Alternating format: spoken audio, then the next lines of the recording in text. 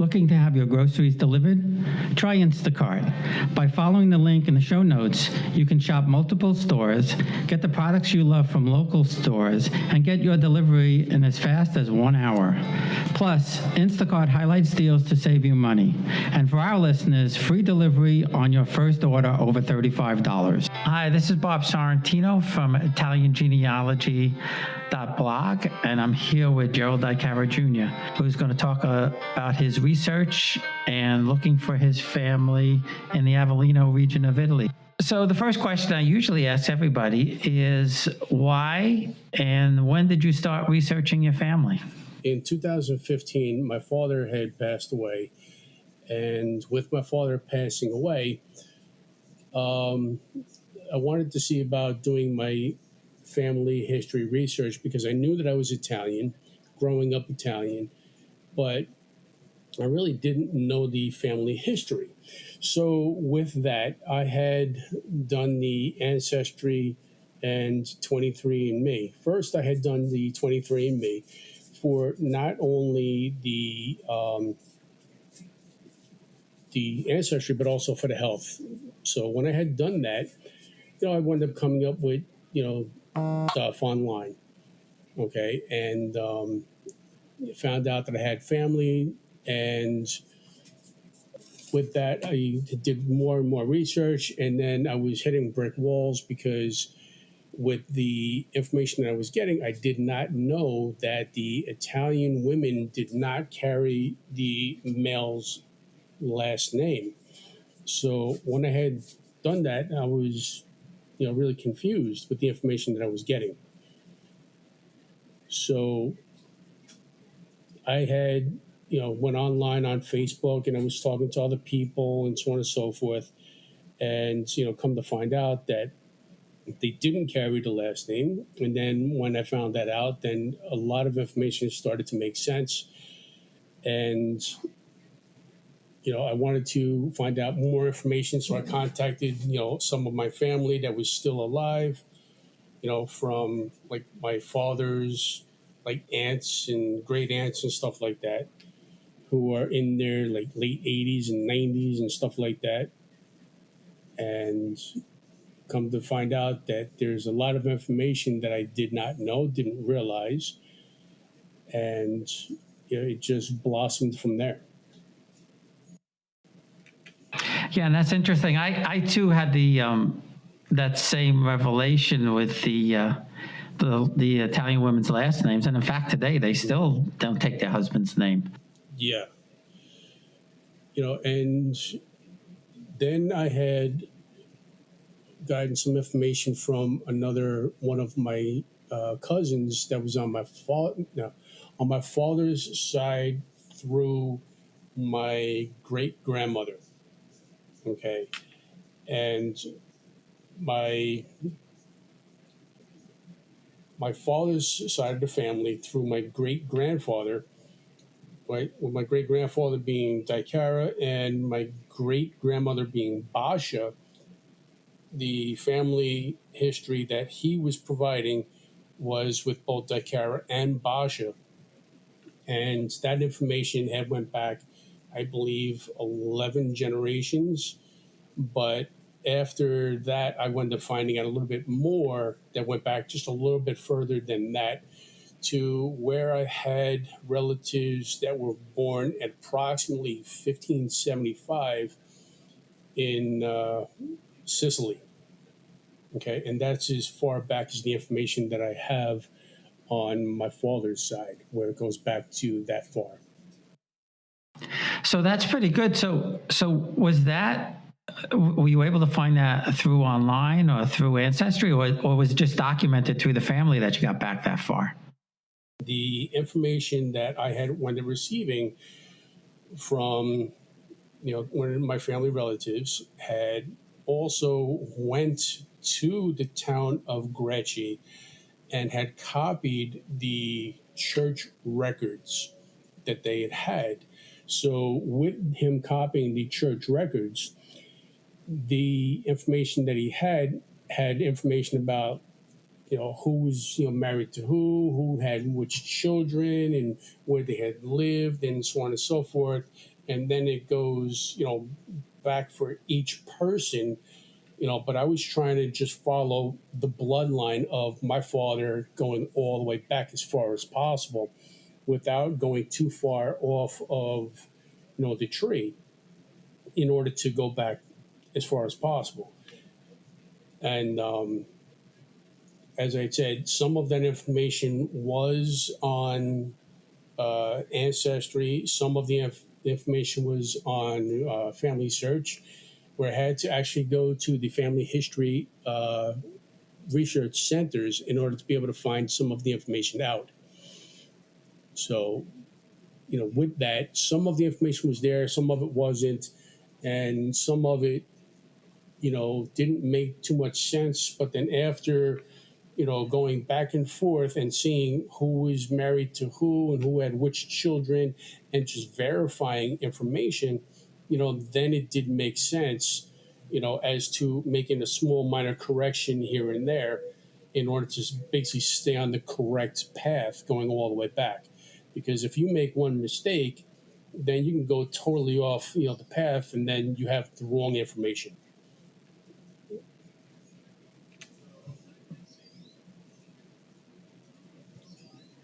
Yes. Yes. And with that, I come to find out that I believe it's either 6 or 7 generations of my ancestors on my father's side are all from the exact same town of Greci. So both husband and wives on both sides of the family, are all from the exact same town. And there were a lot of cousins who married cousins, and so on and so forth, up over there. And I guess that was something that was common because it was a small town. All right. And, they were basically segregated from other towns, which they really kept to themselves, and they really didn't like intermingle very much between other towns. Now, speaking with, family and learning about some of the history, besides, going online and just seeing stuff in print, talking to people, I come to find out that my great grandparents, who had left Italy to be able to come here to the United States, they left there in order to make a better life for themselves and for their children and whatever. But in the late 1880s or 1890s in the South, there were lynchings of Italians. Okay, and Italians were being, discriminated against, back in that period of time. So I guess my great grandfather, when he had first come over here, because he came over here, I believe 2 or maybe 3 times. I don't remember exactly how many times.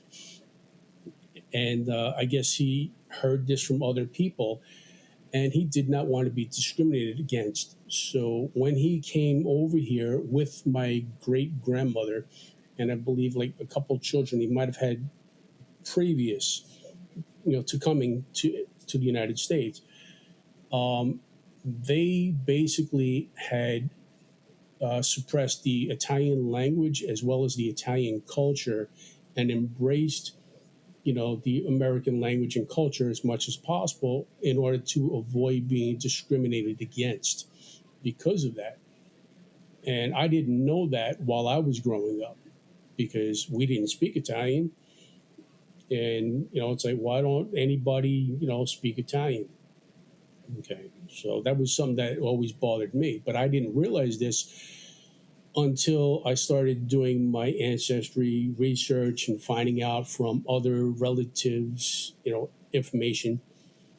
Okay. And also, with that being said, my great grandparents, after they had left Italy to come to the United States, they also had changed the last name a little bit, because from my great grandparents, when they died, to my grandfather, to my father, and to me, the last name is Dichiara. But when they left Italy to come here, when they first came here, it was Dichiara. Okay, so they made a small d, small I space and a capital C.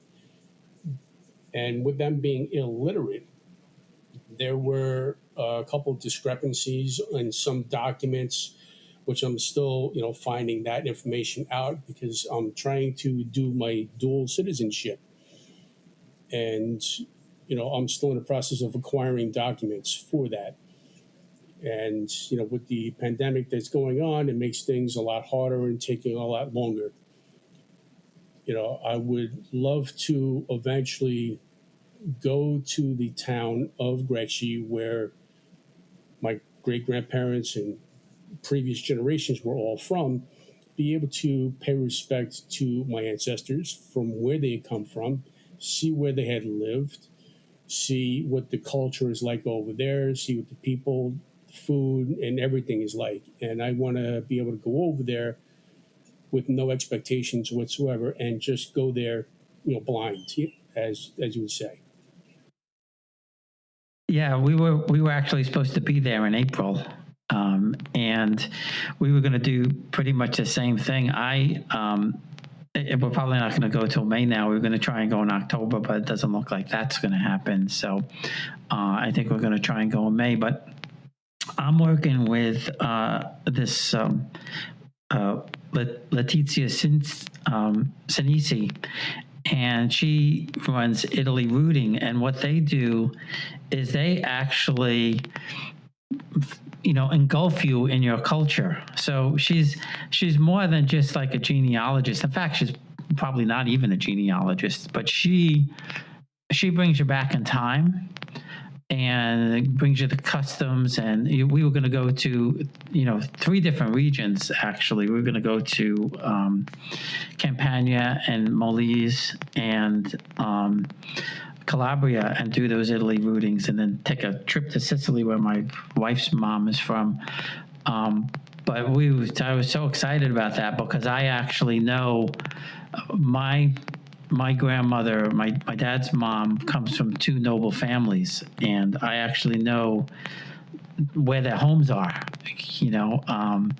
and we were going to go there, and I was going to meet cousins, 3rd and 4th cousins that I never knew existed up until a few years ago. So I know what you mean. And we were in Italy 20 something years ago, and I had no idea that my grandmother and great grandparents lived a half a mile from the train station in Naples, or I would have camped out there if I had known that. So it was, it was bittersweet this year in that respect that we had, this whole thing just killed that whole trip, and we were looking forward to it, and they were looking forward to it. But hopefully, when this thing's all over, I'll get to go, you'll get to go, and I don't know. Have you ever been to Italy before? We'll be right back. Experience Italy like never before, traveling with a scheduled group or create your own bespoke tour with friends with PhilItaly.com. Pack your bags and follow Phil. That's www.philitaly.co.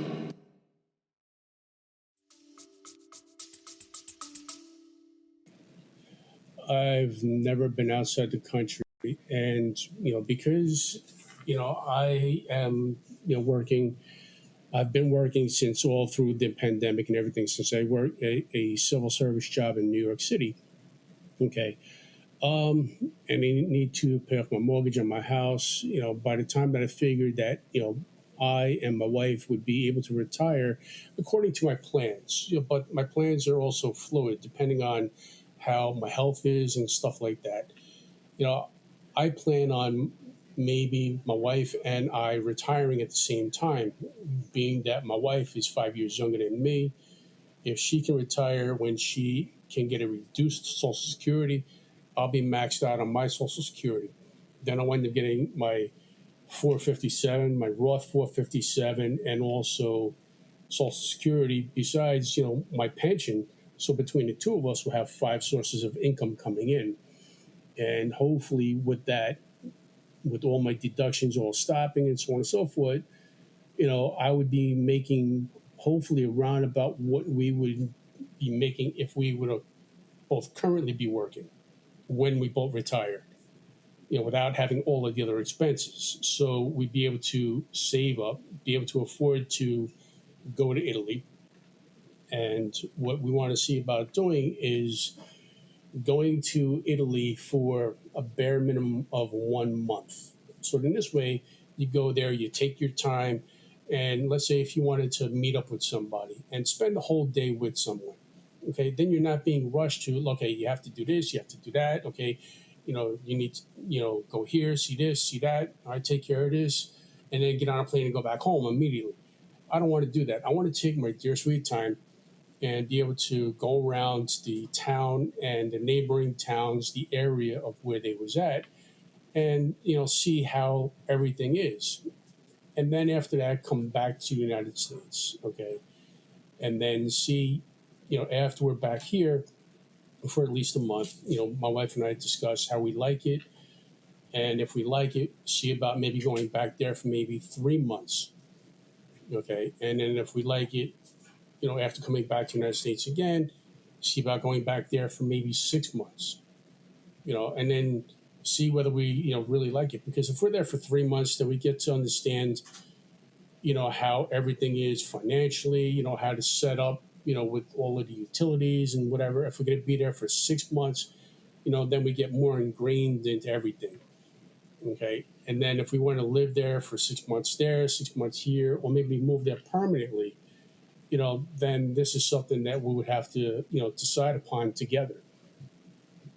But, this is, what my plans are. But if my health, says differently, then I wind up retiring a lot sooner than my plans would be. And then I'd have to readjust my plans at that point in time. So I have a friend who she just recently got her Italian citizenship. Well, actually, it's about a year and a half ago now. And she certainly went through a lot of trials and tribulations to get it. But just recently, I began to speak with one of my contacts over there about trying to make it easier for Italian Americans that are retired, that can support themselves, that can trace their parents or grandparents or maybe even great-grandparents back, allowing us to stay for longer than 60 days at a time. Maybe stay, 180 days, or if you purchase property over there, maybe they could fast track you to citizenship, or just be a little bit more creative to help boost the economy. Because of my situation, it would be a 1948 case, where with it being the 1948 case, my great-grandparents had come up over here and were married in 1900 in Manhattan. My great-grandfather was born in New Jersey in 1902. And in 1906, my great-grandfather was naturalized. And when he was naturalized in 1906, the standard thing at that point in time was to automatically add the wife and children, okay, to the naturalization process. So it was done without their consent. So I guess, a bunch of people had gathered together and opened up a case in 1948 where they had sued the Italian government because they lost their Italian citizenship without their consent because of this. Okay. And with that being said, this makes it easier for me, being that's a 1948 case, because it goes directly to the court over in Rome. And everything is black and white. It's either you are or you're not. You have to get all of the life documents, birth, marriage, death, divorce records, and so on and so forth, naturalization records, okay, if there is any, okay. So everything has to show a clear line of descent. Okay, so my father, he was married previous to being married to my mother. So my half brother, he was also adopted by his adoptive father. Okay, his mother's husband at that time. So being that this was all done in New York, the birth records in New York have been sealed for like over 80 some odd years. And January 15th of 2020, the courts basically had overturned the decision to where they would allow people to then acquire their pre-adoption birth certificates in New York. So my half brother is going to see about obtaining his pre-adoption birth certificate, so he could also join in with the 1948 case with myself. And then after my father had been with his ex-wife, all right, leaving her in the process, he had a girlfriend and wound up, having a girl with, his girlfriend at the time, but it's not exactly sure whether his name had went on her birth certificate or not, because she was also adopted. And then he met my mother, and they were married for 50 calendar years, but not to their 50th wedding anniversary, because he had passed a couple months prior to that. Okay, and my father, he had 4 children with my mother. Okay, so my older half sister, she has to see if her pre-adoption birth certificate has my father's name on it or not. If my father's name is on her birth certificate, then she could also join in on the 1948 case as well. Okay, because if it was not a 1948 case, all of the documents cannot be shared because we don't live in the same jurisdiction. Okay, since my half brother, he's over in California, he's got to go, I believe, to San Francisco. My half sister, she's in Virginia, she has to go to Washington, D.C. I'm here in New York, so I would have to go to the New York consulate. But I have 2 stepsons with my ex-wife, who my name's on both of their birth certificates. It's a long story with both of them. But one of them is in Pennsylvania, so he couldn't even go to the New York consulate. He'd have to go to Philadelphia to that consulate if he was to also join in. But if everybody all wanted to join in together, being that's a 1948 case, all the documents are gathered together, goes over to Rome, and they look over everything to show the clear line of descent, and then everybody as a group gets recognized together. And then the information, I guess, is sent to the different consulates over here to update their records, as well as the town where we would be registered, which would most likely be Greci, where my great-grandparents were also from. And then after that, we would be notified that we could see about going to the consulate to get our Italian passport. And then once we do that, then we could wind up going to Italy and just never leave.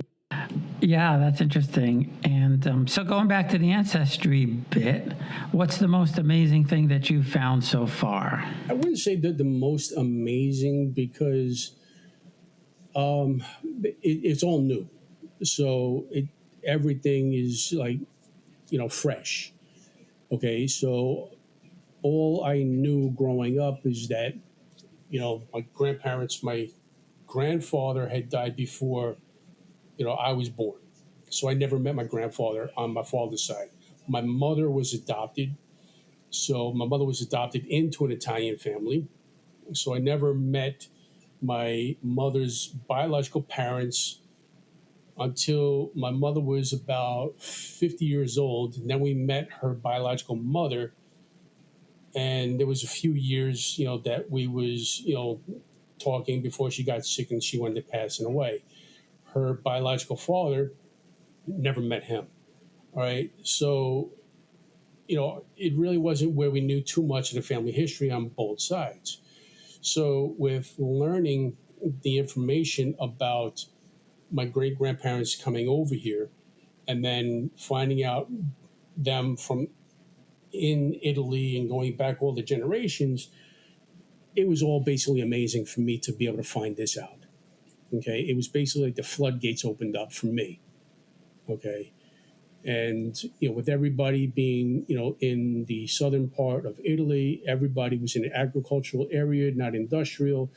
So everybody was basically poor, illiterate, farmers. At least from what I understand with my family history. Okay, now I'm not saying that everybody in the region was poor and illiterate. Okay, maybe I might have been poor, maybe, but illiterate, I don't know. I can't talk to that. But at least the information I know about my family history. Okay.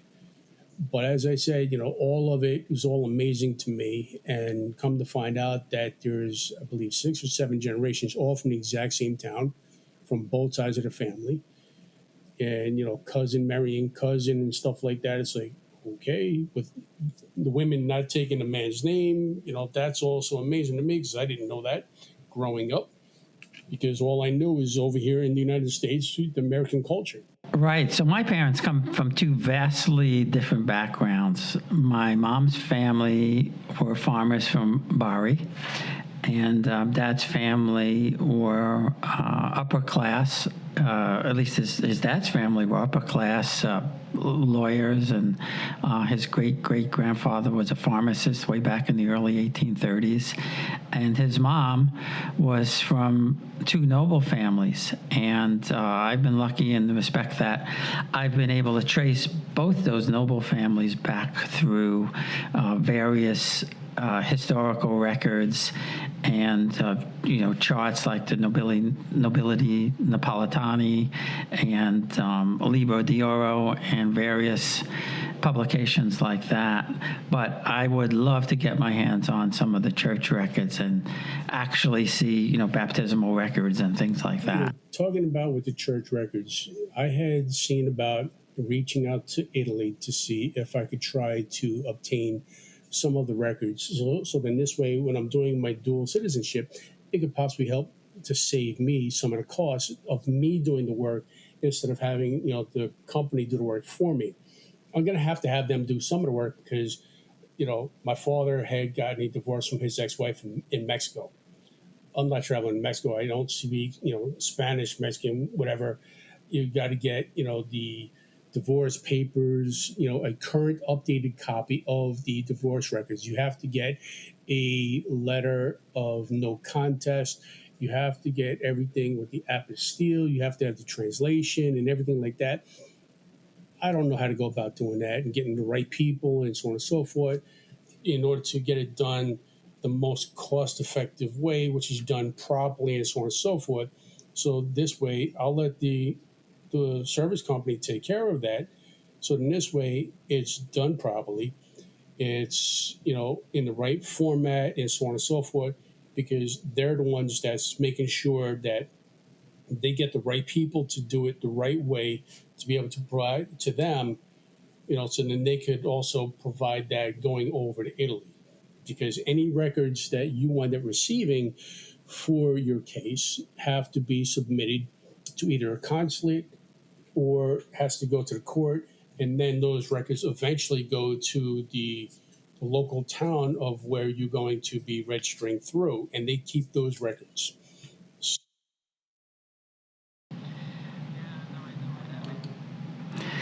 Yeah, I know, and that makes a lot of sense. My friend, she was doing a lot of it on her own, and she's pretty good because she understands and can read Italian, but she had to go back to the consulate after finding out that her grandfather's record, I believe, his birthday was off by 2 weeks.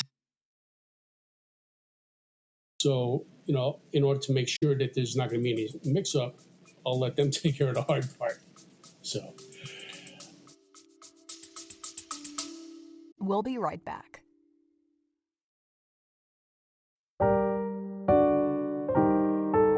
Lafayette, we are here. The French history podcast for the American public by a Frenchman. Learn all about France's fascinating history, its great characters like Charlemagne, Joan of Arc, Louis XIV, or Napoleon. but also the great events that marked France, Europe, and sometimes the whole world. Lafayette, we're here. Available wherever you get your podcast or on LafayettePodcast.com. À bientôt.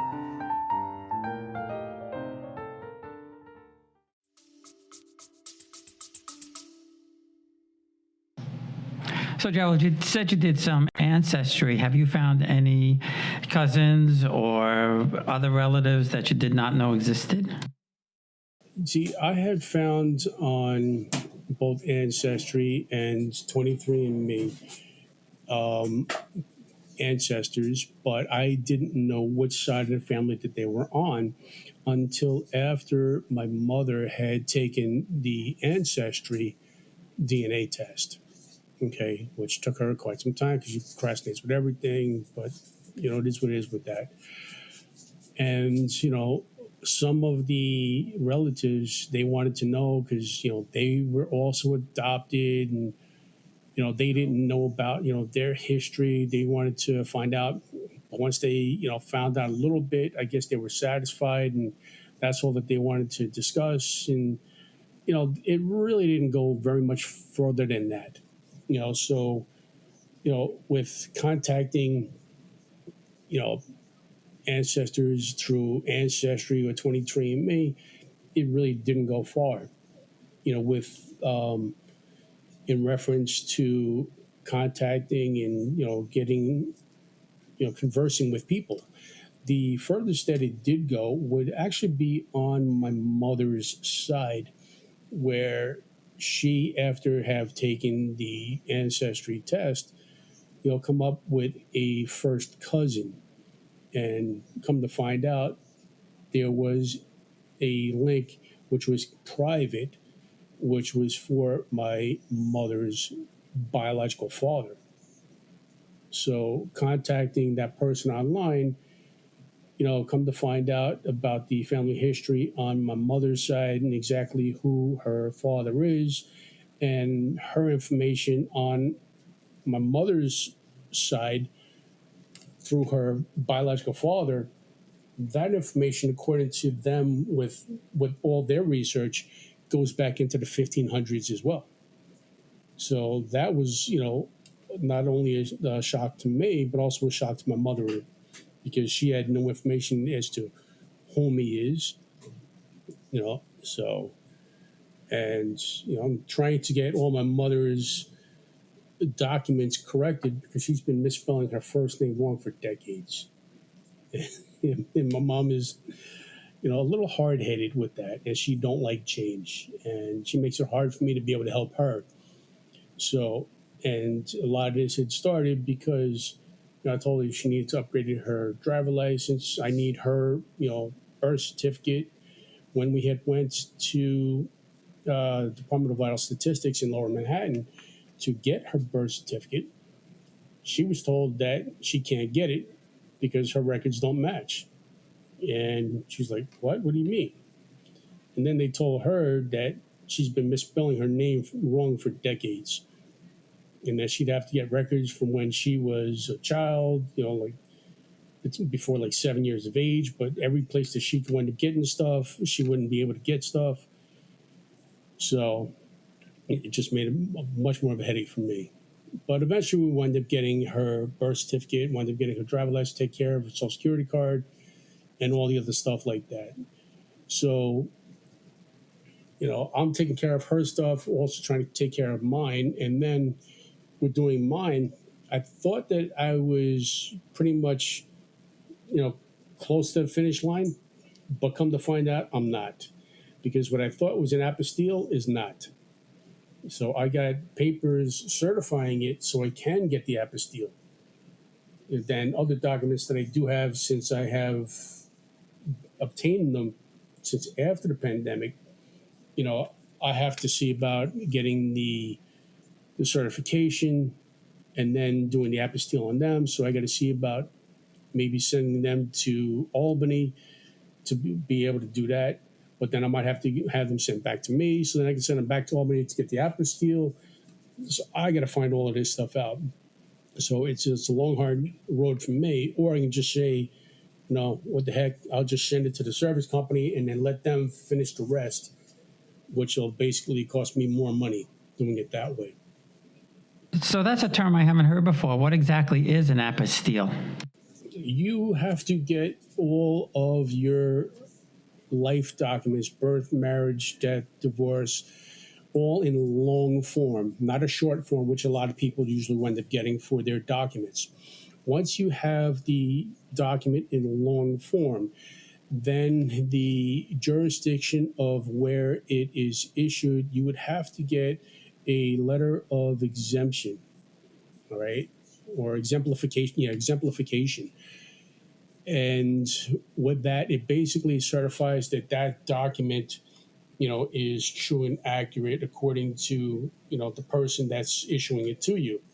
Then you have to get the certification of all of that.